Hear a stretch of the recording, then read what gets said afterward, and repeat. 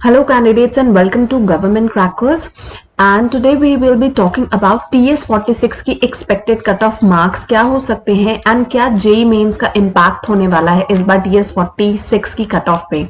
तो कितनी आपका safe score cut off का होगा और impact क्या पड़ने वाला है JEE मेंस का, साथ ही जब आपके application form close होता है उसके बाद आपको SSB preparation के लिए क्या बातें ध्यान रखनी चाहिए, किस तरह से आप रिकमेंडेशन के एक स्टेप आगे क्लोज जा सकते हैं, कैसे आपको प्रिपरेशन करनी, क्या बातों का ध्यान देना है, प्लस एसएसबी के डेट सेलेक्ट कैसे करने हैं, ये सारे के सारे सेशंस हम इस पूरे के पूरे वीडियो में डिस्कस करने वाले हैं सारे टॉपिक्स को। तो एंड तक आप इस वीडियो को देखिए।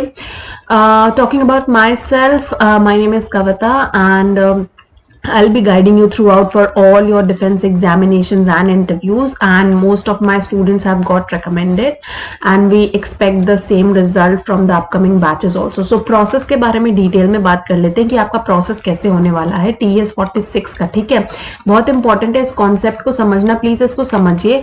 पहले क्या होता था, आपका 12th के जो मार्क्स होते थे, 12th के मार्क्स के बिहाफ पे आपका शॉर्ट लिस्टिंग होता था एप्लीकेशन फॉर्म का। अब यहाँ पे क्या होगा, एक चीज ऐड हो गया है, वो हो गया है जेई मेंस एलिजिबिलिटी क्राइटेरिया। ठीक है, जेई मेंस के बारे में डिटेल नहीं दिया गया, सिर्फ एलिजिबिलिटी की क्राइटेरिया के तौर पे इसे ऐड किया गया है। यानी आपका एप्लीकेशन फॉर्म आप ऑलरेडी सबमिट करेंगे 8 नवंबर तक, आपका एप्लीकेशन फॉर्म अभी ऑनलाइन अवेलेबल है, तो आप इसको फिलअप करिए, सबमिट करिए।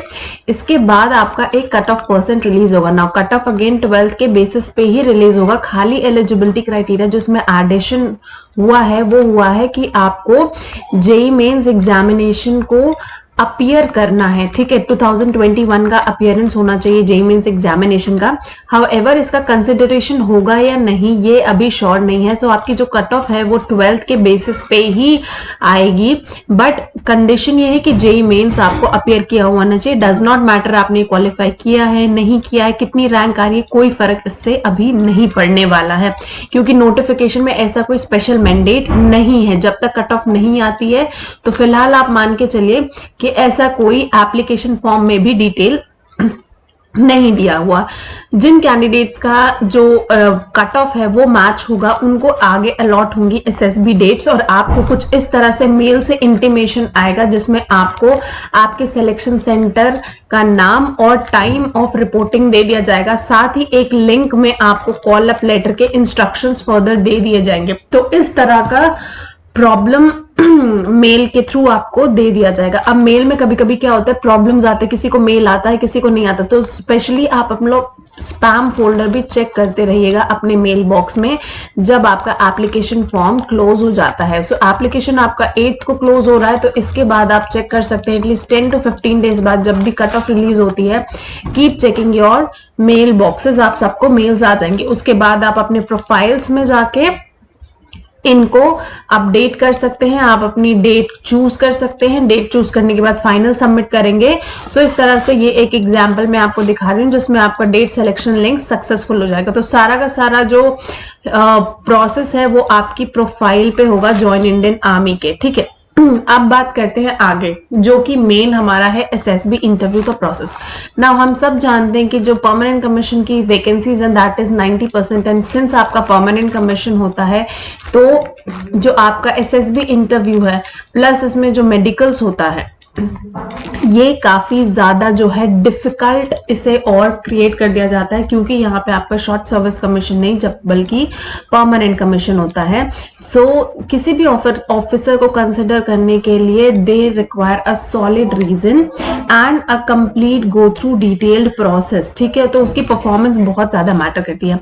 नाउ वी ऑल नो कि एसएसबी जो है it's a series of 4 to 5 day process, लेकिन इसमें बहुत सारी चीजें काफी इंपॉर्टेंट है, जैसे कि आपका स्टेज 1 सबसे ज्यादा इंपॉर्टेंट है, जिससे मैं रिजेक्शन स्टेज भी कहूंगी, क्योंकि यहाँ पे जो फेलियर रेशो है वो 40 to 45% का नहीं, जबकि मैं कहूंगी 80 to 85% का है, क्योंकि यहाँ से जो आगे फॉरवर्ड है दैट इज ओनली 10 to 15% का रेशियो आगे जाता है।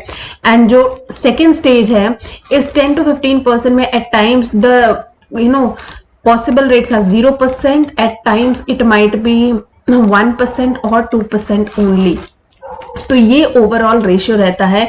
नाउ यू हैव टू सी कि कितना डिफिकल्ट ये टेस्ट है, कितना डिफिकल्ट ये पूरा का पूरा एसएसबी इंटरव्यू प्रोसेस है, विच सीम्स इजी कि 5 दिन का प्रोसेस है, कुछ नहीं होगा।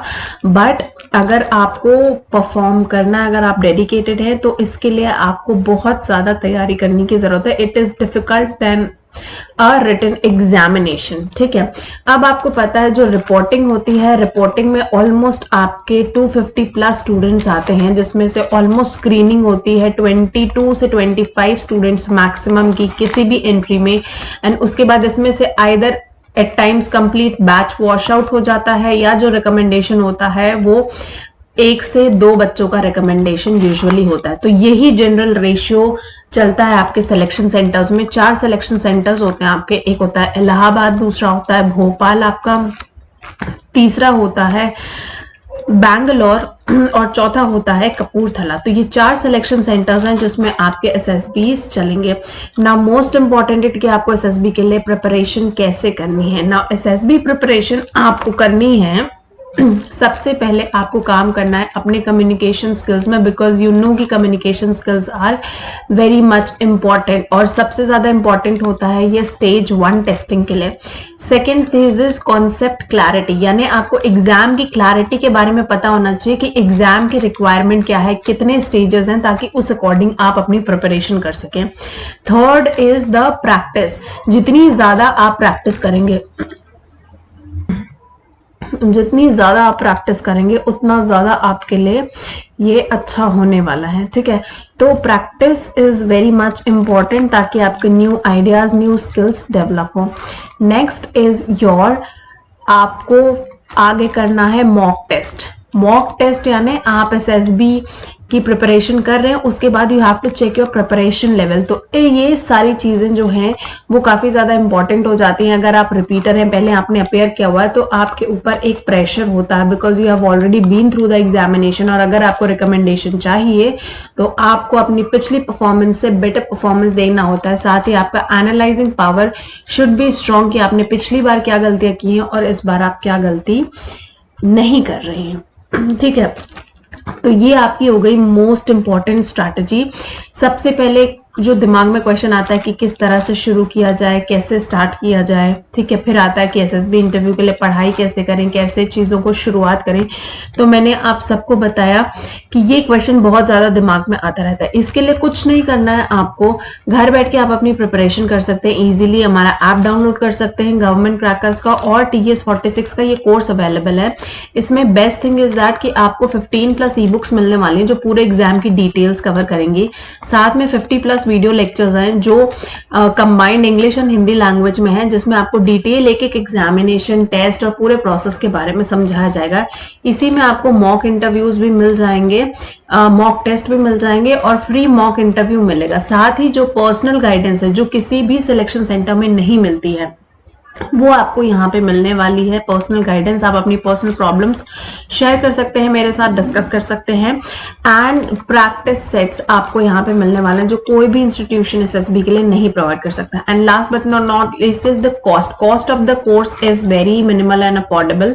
तो आप घर बैठ के अपनी प्रिपरेशन ईजिली कर सकते हैं। इसी मटीरियल को लेके बहुत सारे हमारे स्टूडेंट्स रिकमेंड हो चुके हैं, they have joined the services.